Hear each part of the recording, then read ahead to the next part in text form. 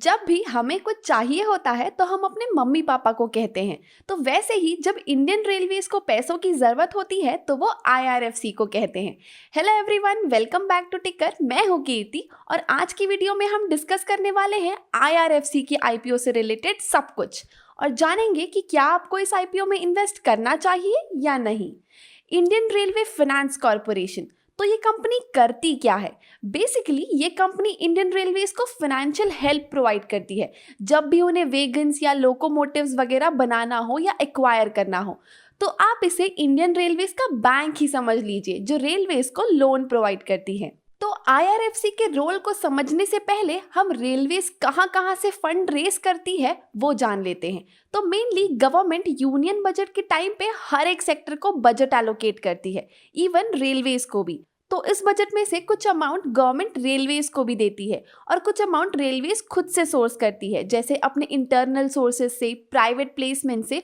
और उसके बाद अगर उन्हें और एक्स्ट्रा अमाउंट की ज़रूरत हो तो वो आईआरएफसी से कांटेक्ट करती है। इस टेबल से आप पिछले 7 साल का डेटा देख सकते हैं जिसमें आईआरएफसी ने रेलवेज के लिए मार्केट से फंड बोरो किया है। बट अगर हम नॉर्मल बैंक की फंक्शनिंग की बात करें, जैसे एक्सिस बैंक या एचडीएफसी बैंक, वो लोन हमें कब देती है? जब हम उन्हें डिपॉजिट्स देते हैं, राइट। बट आईआरएफसी ना ही कोई डिपॉजिट लेती है और ना ही हम इस बैंक में अपना सेविंग्स अकाउंट खुलवा सकते हैं। तो फिर बात ये आती है कि वो फंड्स कैसे देती है रेलवेज को।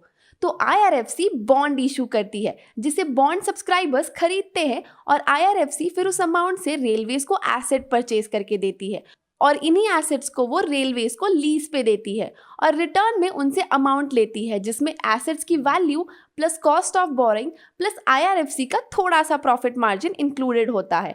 और ये लीज मैक्सिमम 30 इयर्स का रहता है, जिसके लिए आईआरएफसी और मिनिस्ट्री ऑफ रेलवे एक स्टैंडर्ड लीज एग्रीमेंट पे एंटर करती है।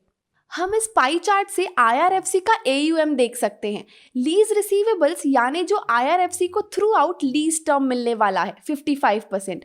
Then advance against leasing of project assets जो 42% यानी जो उन्होंने लोन दिए हैं अगेंस्ट प्रोजेक्ट्स। और फिर उन्होंने जो डायरेक्ट लोन दिए हैं अदर पीएसयूज को, वो है 2%। अब आईआरएफसी को कितने तक का फंड इशू करना है ये रेलवे ही उनको हर फिस्कल ईयर की स्टार्टिंग में बता देती है और उस अकॉर्डिंग ही आईआरएफसी फंड रेज करती है अलग अलग सोर्सेज से। साथ ही आईआरएफसी को ये भी ध्यान में रखना होता है कि वो अलग अलग सोर्सेज से फंड रेज करे और वो भी लो कॉस्ट पे, क्योंकि रेलवेज को भी गवर्नमेंट की तरफ से बजट अलॉट होता है। तो अगर कभी आईआरएफसी फंड ना रेज कर पाए, वो भी लो कॉस्ट पे, तो उनके लिए प्रॉब्लम आ सकती है। बट अभी जैसे कोविड के टाइम पे टैक्सेस कम कलेक्ट हुए हैं, अदर स्कीम्स में गवर्नमेंट में ज़्यादा आउटफ्लो हुआ है, इवन रेलवेज की इनकम पे भी बहुत फ़र्क पड़ा है। तो ऐसे में हो सकता है जो आने वाला यूनियन बजट हो उसमें गवर्नमेंट रेलवे को बजट कट करके दे।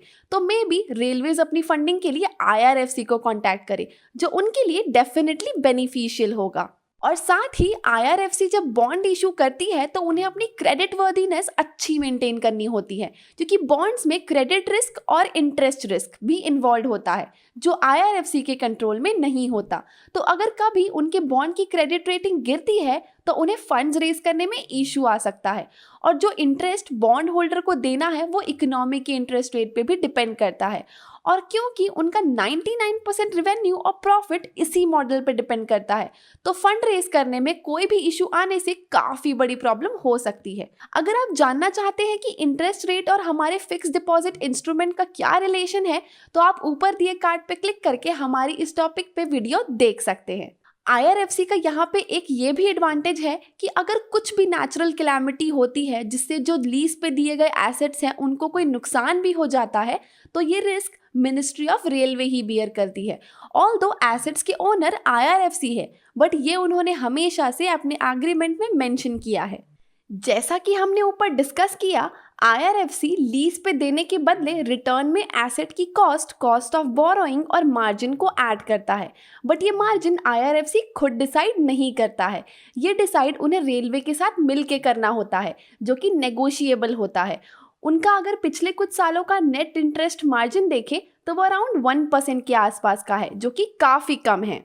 हम सब ने ये न्यूज़ तो हमेशा ही सुनी है कि रेलवे को प्राइवेटाइज करने का प्लान किया जा रहा है।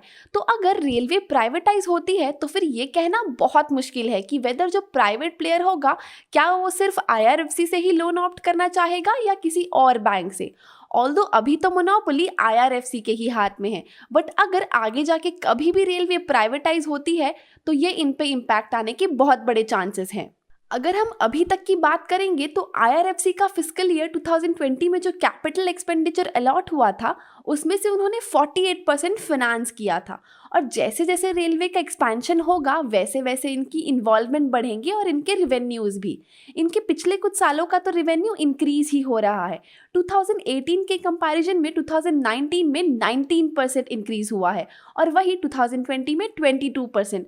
और वही प्रॉफिट 2018 के कंपैरिजन में 2019 में 6% इंक्रीज हुआ है और 2020 में 49% इंक्रीज हुआ है।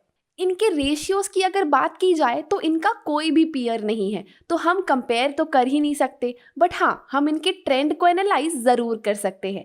अगर हम इसका ईपीएस देखें तो वो मॉडरेट रेट से बढ़ रहा है और वहीं बुक वैल्यू पर शेयर डिक्रीज हो रहा है, यानी कि कंपनी की नेटवर्थ कम हुई है। आरओए में भी बहुत अच्छा ग्रोथ है, जिससे हमें ये पता चलता है कि कंपनी कितने अच्छे से अपने एसेट्स को मैनेज कर रही है। और वही आरओई में भी ग्रोथ है, बट थोड़ा फ्लक्चुएटिंग।